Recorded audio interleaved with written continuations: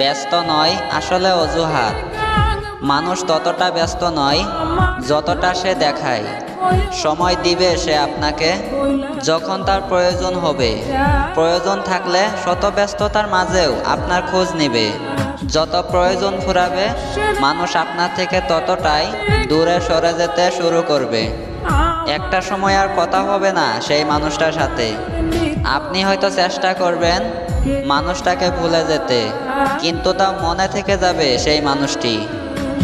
যদিও মানুষটি আপনাকে মনে রাখেনি, আর রাখবেই বা কেন? এখন তো সে অন্য একজনকে খুঁজেছে যে তার প্রয়োজন মেটাতে পাবে। এভাবেই রোজ কত মানুষ প্রয়োজন বানায় প্রয়োজনে, আবার প্রয়োজন ফুরালে প্রয়োজন পাল্টে ফেলে নিমেষে। কখনো কি হয়েছেন কারো এমন প্রয়োজনে প্রিয়জন?